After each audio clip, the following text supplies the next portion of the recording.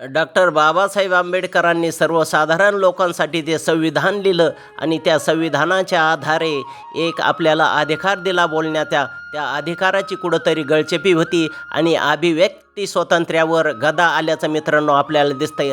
आपण आज कुठलाही जरी आपल्यावर अन्याय झाला तर आपण आता सरकारच्या विरोधात बोलायचं नाही, चिडी चुप बस नाही तेरा कान काटूंगा अशीच म्हणण्याची गत आलेले मित्रांनो. फक्त बघत राहायचं आणि आपण काही करायचं ना. आपण जर बोललं तर आपल्यावर गुन्हा नोंद होणार, आपल्यावर पोलीस केस होणार, आपल्यावर मोठी मानहानीचा दावा ठोकला जाणार आणि आपण नुसतं ऐकत बसायचं. अशी सध्याच्या काळात परिस्थिती आहे मित्रांनो. शेतकऱ्यांना रविराज साबळे पाटील यांना आज 25 कोटीची नोटीस दिली. मग बघा मित्रांनो केवढा मोठा हा अन्याय आहे शेतकऱ्यावर. नमस्कार मित्रांनो, मी कृष्णा गोडसे पुन्हा आपल्या गगन भरारी या चॅनलमध्ये स्वागत करतो. मित्रांनो, महाराष्ट्रामध्ये अनेक प्रश्न पडलेले असताना नको त्या प्रश्नांना आता ऊत आलेला आहे. मित्रांनो, अजितदादाचं अपघाती निधन झालं, त्याचा अजून कुठं काही योग्य असा तपास सुरू नाही आहे.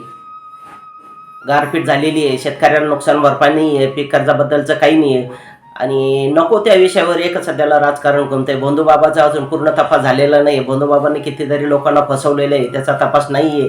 आणि आता नवीनच एक प्रकरण, हे शेतकरी पुत्र रविराज साबळे पाटील हे शेतकऱ्यांसाठी आवाज उठवतात. कितीतरी शेतकरी त्यांनी आज समृद्ध केलेले.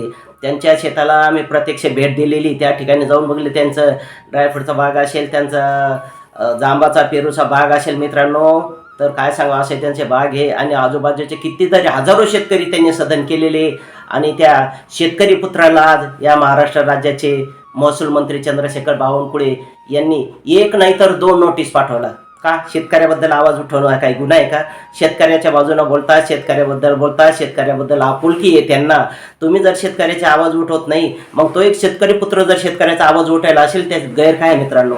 आणि त्या शेतकरी पुत्र रविराज साबळे पाटील यांना आज 25 कोटीची किती शेतकरी पुत्राला 25 कोटीची नोटीस पाठवलेली आहे. कारण फक्त या राजकारणात कोटी कोटी कोटी अब्ज अब्ज हे शब्द ऐकण्याचे काम आहे मित्रांनो. आपल्याला शेतकऱ्याला तसं नाही आहे. कुठंतरी उत्पन्न होतं 10-5 लाख रुपयाचं, त्यातून अर्धा खर्चा जातो आणि काही राहत नाही खाली. आणि त्या शेतकऱ्यांना आज 25 कोटीची नोटीस पाठवलेली आहे. एकट्या नाही तर अशा 6 जणांना नोटीस पाठवलेली मित्रांनो.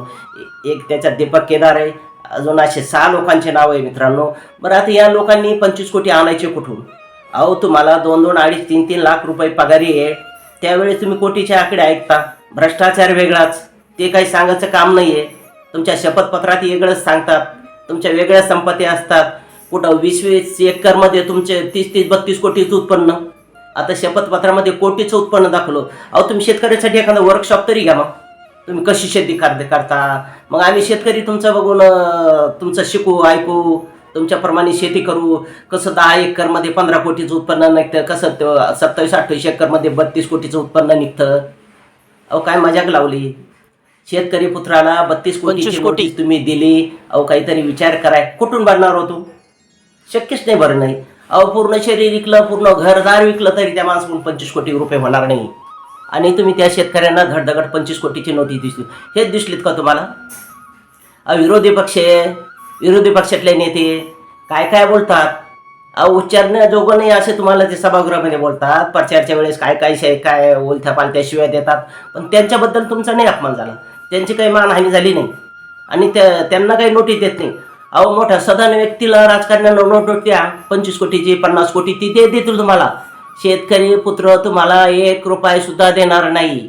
भलं तो जलद जाऊन पुसेल. पण हा रविराज साबळे शेतकऱ्याचा कट्टर वाघ आहे. शेतकऱ्याचा आवाज उठवणारा सध्याच्या काळात महाराष्ट्रामध्ये रविराज साबळे पाटील आहे. ठणकावून बोलतात, वाघासारखं बोलतात. आणि जे गयावर शेतकरी नेते म्हणायचे ना, तुम्ही त्याला पायाजवळचं पिल्लू बनवलं, त्यांना खाते दिले, काय दिले, त्यांचे आवाज बंद झाले. मग शेतकऱ्याचा आवाज कोणी उठवायचा? लोकसभेमध्ये देशाचे कृषी मंत्री म्हणतात शेतकरी की आमदनी दुगनी नहीं तिगनी नहीं 4 गुना नहीं 8 गुना हो गए और मैं खात्रीपूर्वक कहता हूँ. खरंच शेतकऱ्याचं उत्पन्न 8पट झालं का हो? शेतकऱ्याचं उत्पन्न जर 8पट झालं तर पूर्ण जगातला नंबर 1 आपला भारत होईल ना. अहो, शेतकऱ्याची खूप दैनंदिन अवस्था आहे. बोलतात ना ते, आणि मुद्देसूद बोलतात. शेतकऱ्याबाबतीत शेतकऱ्याचे प्रश्न ते मांडतात ना, एकदम मुद्देसूद मांडतात. त्यांना कागद लागत नाही, पेन लागत नाही, धाड धाड धाड पोपटासारखे प्रश्न मांडतात. तुम्ही तरी विधानसभेत बोलत असलं ना, तुमचा PA कोण, ते सचिवा कोण, कुठंतरी ते कागदावर लिहून घेतात आणि ते वाचन केल्यासारखं वाचतात. बोलू दे यांना, शेतकऱ्याचे प्रश्न मांडतात. आणि अशांसाठी 25-25 कोटीची नोटीस जर दिली तर काय व्हायचं? आज गारपिटीनं शेतकऱ्याचं किती जर नुकसान झालं. आंब्याचा बागा गेला, द्राक्षाच्या बागा गेला, टरबूज, खरबूज, गहू शाप झाले. तुम्ही बघत असताना मग शेतकऱ्याचं तुम्ही नाही बोलत तिथं. एखादे पहिले बोलणार होते त्यांना ते तुमच्या पायाशी लोळण घालतात. आणि हे रविराज साबळे पाटील शेतकऱ्याबद्दल 2 शब्द बोलले, तुम्ही त्यांना 25 कोटीची नोटीस. बरं, ती 25 कोटीची नोटीस तर पुन्हा अजून काय ज्योती बावनकुळे इलेक्ट्रॉनिक्स मीडियाच्या माध्यमातून पाठलाग केला. विनयभंग. अहो, विनयभंगाची व्याख्या तरी काय सांगा? विनयभंग आम्हाला तरी समजेल.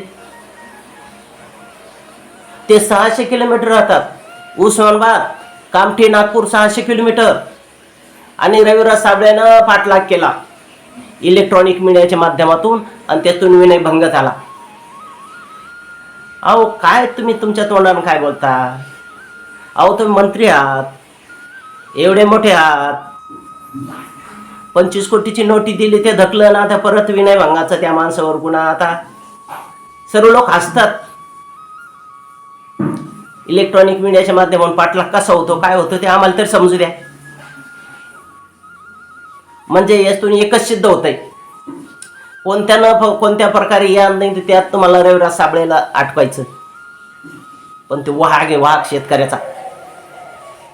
तुम्ही बघितलं ना अहिल्यानगरला आरोग्य खात्यात ज्यावेळेस तुमच्या अधिकाऱ्याला बोलती बंद झाली ना, तर मग करायला लागले तुमचे क्लास 1 अधिकारी तिथं.